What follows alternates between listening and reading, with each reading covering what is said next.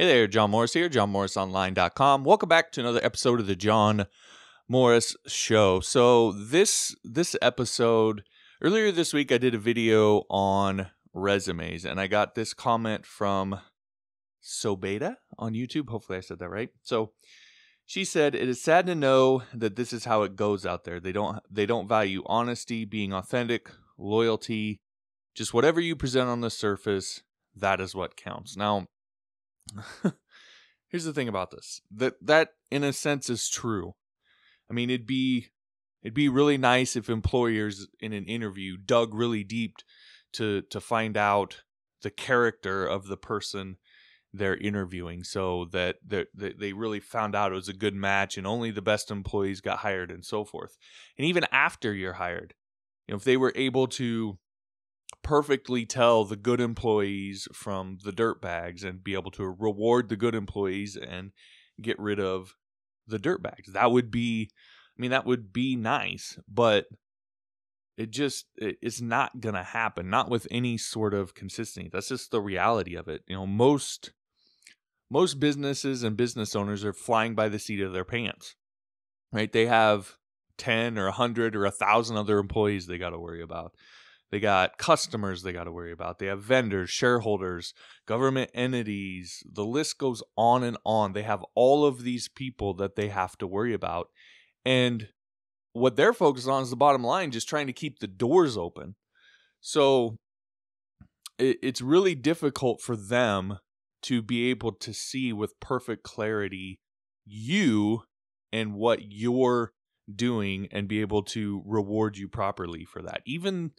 Even the big companies, I've worked for some of them, and it's just how it is. I'm sure there are exceptions. I'm sure somebody will inevitably comment and say, well, I work for such and such, and they're great, and blah, blah, blah. I get that. There are exceptions. But again, most, I would say, or it's not going to happen with any sort of consistency, and that's just the way it is. So what that means is, in all of that chaos, they have to try and simplify.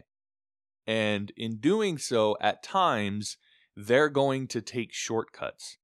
And ultimately, everything I'm trying to show you, that's what this is about.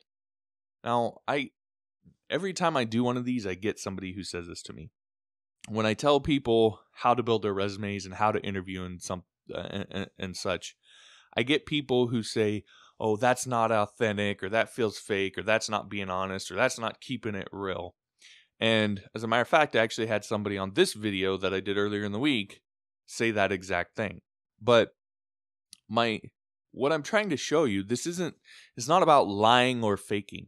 It's about understanding how the game works and knowing what particular employers are really looking for and the shortcuts that they're taking in order to figure out if you are what they're looking for or not, if you are the right fit or not.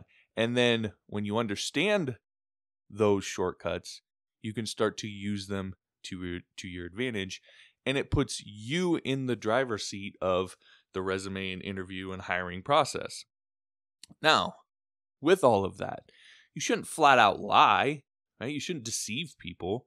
And you should only apply at companies that you really like and for positions that you really want and you want to do a good job for and you want to stay at and all of that stuff, right? You shouldn't use it for bad purposes. But like I said in that earlier video, you can use it how you want. You can use it for good or bad. This stuff's going to work regardless. So again, you should use it for good purposes, but you can use it however you want, and it's going to work. I, in the past, used it for not so good purposes because I would walk out on one job and a week later get hired at another job, and because of the way I did my resumes and did my interviews and so forth, I was able to get hired even though I literally a week ago had walked out on my previous employer. Usually that would be kind of a career killer. It would make it much more difficult for you to get hired at your next job.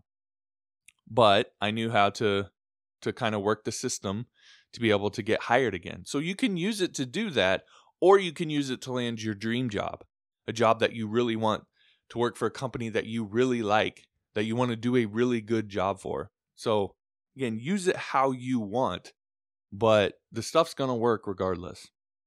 Anyway, one of the things that I show you is I show you an example of a good resume and a bad resume, so you can see kind of the real world difference between the two. And I think that once you see it, that it'll be obvious why it works so well. It'll almost slap you in the face why this one is so much better than this one.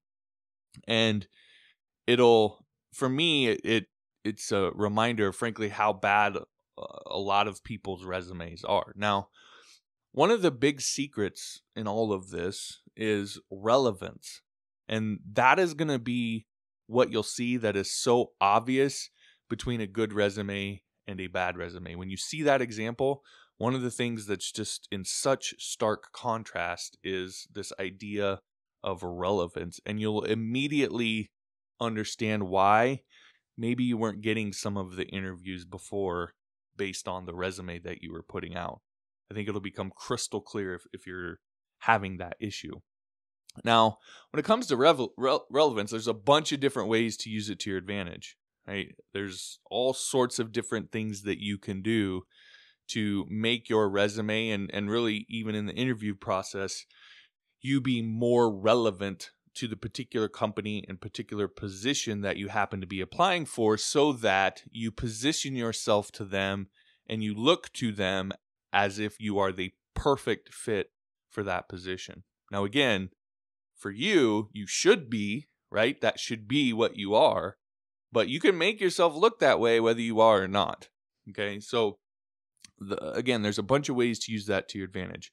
And this is one of the things that I cover in my latest Get Paid to Code training on Patreon. Now, if you want to learn more about that, it's johnmorrisonline.com/Patreon, Patreon.